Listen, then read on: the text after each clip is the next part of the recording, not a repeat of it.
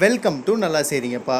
இன்றைக்கி நம்ம எபிசோடில் ரொம்பவே ஒரு ஃபேமஸான பஞ்சாபி குவிசீனில் இருந்து ஒரு சோலை பட்டுரா எப்படி செய்கிறது அப்படின்றத பார்க்க போகிறோம் ஒரு ஹோட்டல் ஸ்டைலில். ஃபஸ்ட்டு நம்ம பட்டுராக்கு மாவு பிசைஞ்சிக்கலாம். நான் 500 கிராம் மைதா எடுத்திருக்கேன். அதுக்கு பார்த்திங்கன்னா ஒரு 3 ஸ்பூன் ரவை சேர்க்க போகிறேன். ஸோ இப்போ பார்த்திங்கன்னா நம்ம ரவை சேர்த்தாச்சு. அதுக்கப்புறமா பார்த்திங்கன்னா 2 ஸ்பூன் சுகர் ஆட் பண்ணுறேன். ஸோ அதுக்கப்புறமா இதுக்கு தேவையான அளவு உப்பு ஆட் பண்ணிக்கோங்க. அதுக்கப்புறமா பார்த்தீங்கன்னா ஒரு 4 ஸ்பூன் ஆயில் ஆட் பண்ணிக்கலாம். ஸோ 4 ஸ்பூன் ஆயில் ஆட் பண்ணதுக்கப்புறமா கர்டு பார்த்தீங்கன்னா ஒரு 150 ml கர்டு ஆட் பண்ண போகிறோம். ஸோ இது எல்லாத்தையும் ஆட் பண்ணி ஒரு மீடியம் சாஃப்ட் டோவாக இதை பிசைஞ்சு எடுத்துக்கலாம். ஒரு ½ அன் ஹவர் ரெஸ்ட்டு கொடுத்துடலாம். அந்த டைமில் நம்ம சோலை ரெடி பண்ணிடலாம். அதே மாதிரி பார்த்தீங்கன்னா இப்போ கொண்டக்கடலை ஒரு 4 மணி நேரம் ஊற வச்சு 4 விசில் குக்கரில் வேக வச்சு எடுத்து வச்சுருக்கேன்.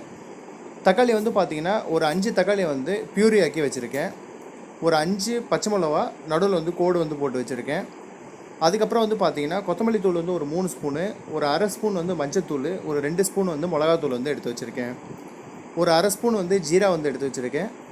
ஒரு 5 பீஸ் ஏலக்காய், 3 பீஸ் பட்டை, 5 கிராம்பு, ஒரு சின்ன பீஸ் பிரியாணி இலை எடுத்திருக்கேன். ஜிஞ்சர் கார்லிக் பேஸ்ட் ஒரு 6 ஸ்பூன் எடுத்து வச்சுருக்கேன்.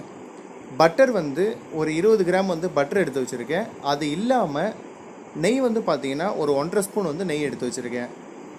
மீடியம் சைஸில் கட் பண்ண ஆனியன் 3 நம்பர் எடுத்து வச்சுருக்கேன்.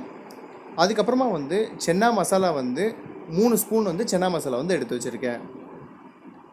அதுக்கப்புறமா ஒரு அரை கை அளவுக்கு கொரியாண்டர் சாப் பண்ணி வச்சுருக்கேன். ஸோ ஒரு கடாயை எடுத்துக்கோங்க. அது ஹீட் ஆனோடனே அதில் ஃபஸ்ட்டு ஒரு 3 ஸ்பூன் ஆயில் ஆட் பண்ணுங்கள். ஸோ ஆயில் லைட்டாக ஹீட் ஆன உடனே நம்ம தாளிக்கிறதுக்கு வச்சுருக்க பட்டை, கிராம்பு, ஏலக்காய், பிரியாணி இலை, அதோட ஜீராவையும் போட்டு லைட்டாக பொரியணும். லைட்டாக பொரிஞ்ச உடனே பார்த்திங்கன்னா நம்ம ஆனியனை சாப் பண்ணி வச்சுருக்க அந்த 3 ஆனியனை இதில் ஆட் பண்ணிடலாம். ஸோ இது நம்ம ஆனியனை கோல்டன் ப்ரௌன் வர வரைக்கும் வதக்க போகிறோம். ஸோ கோல்டன் ப்ரௌன் ஆகிடுச்சு. இப்போ பார்த்தீங்கன்னா நான் 6 ஸ்பூன் ஜிஞ்சர் கார்லிக் பேஸ்ட்டை இதில் ஆட் பண்ணிட்டேன். ஸோ ஜிஞ்சர் கார்லிக் பேஸ்ட்டோட அந்த ரா ஃப்ளேவர் போகிற வரைக்கும் ஜிஞ்சர் கார்லிக் பேஸ்ட்டை குக் பண்ணுங்கள். ஸோ இப்போ பார்த்தீங்கன்னா அந்த க்ரீன் சில்லி நம்ம ஸ்லிட் பண்ணி வச்சுருக்கோம். அதையும் ஆட் பண்ணியாச்சு. அந்த ரா ஃப்ளேவர் போயிடுச்சு. ஸோ அந்த டொமேட்டோ பியூரியை நான் இதில் ஆட் பண்ணுறேன். ஸோ இப்போ என்ன பண்ண போகிறோன்னா டொமேட்டோ ஒரு 10 மினிட்ஸ் கிட்ட குக் பண்ண போகிறோம். ஸோ அதில் இருக்க அந்த ரா ஃப்ளேவர் போகிறதுக்காக. ஸோ இப்போ பார்த்தீங்கன்னா 10 மினிட்ஸ் ஆகிடுச்சு. இப்போ நம்ம எடுத்துருக்க கொத்தமல்லி தூள், மிளகாத்தூள், மஞ்சத்தூளை போட்டு இதோடு குக் பண்ணலாம். இப்போ பார்த்தீங்கன்னா நம்ம மசாலோட கலர் சேஞ்ச் ஆகிடுச்சு.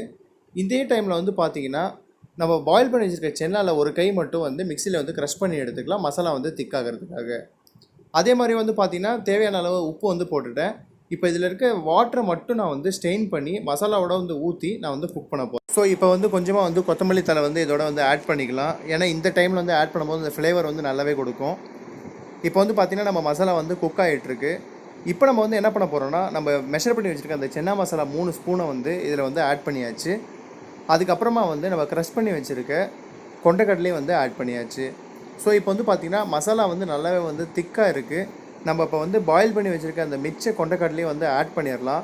ஆட் பண்ண உடனே பார்த்தீங்கன்னா மசாலா ரொம்ப திக்காக இருக்குது. நான் கொஞ்சமாக வாட்டர் ஆட் பண்ணியிருக்கேன். மிச்சம் இருந்த கொரியாண்டர் லீவ்ஸ் போட்டுட்டேன். அதுக்கப்புறமா பட்டர் ஆட் பண்ணியாச்சு. 1.5 ஸ்பூன் நெய் ஆட் பண்ணியாச்சு. மிக்ஸ் பண்ணி விடுங்க. லாஸ்ட்டாக பார்த்தீங்கன்னா ரொம்பவே ஃப்ளேவர் கொடுக்க போகிற விஷயம் ஒரு அரை ஸ்பூன் ஜீரா பவுடர் போட்டு மிக்ஸ் பண்ணிவிட்டு ஆஃப் பண்ணிவிடுங்க. நம்ம சென்னா மசாலா ரெடி ஆகிடுச்சு. இப்போ பார்த்தீங்கன்னா நம்ம பட்டரோட டோ ரெடி ஆகிடுச்சு. அதை இந்த சைஸ்க்கு உருட்டிக்கோங்க. ரொம்ப மெலிசாக இல்லாமல் ஓரளவுக்கு திக்காக தேய்ச்சிட்டு நல்லா சூடானதுக்கப்புறமா அதை நம்ம ஆயிலில் போட்டுட்டு அது மேலே ஆயில் எடுத்து ஊற்றுங்க. அப்போ தான் அது ப்ளஃபி ஆகும். ஸோ 2 சைடுமே நல்லா குக் பண்ணிவிடுங்க. எந்த அளவுக்கு உப்பி வருது பாருங்கள். ரொம்ப பர்ஃபெக்டாக நமக்கு பட்டுராவும் கிடச்சிருக்கு. ஸோ நம்மளோட சோலே பட்டுரா ரெண்டுமே ரெடி ஆகிடுச்சு.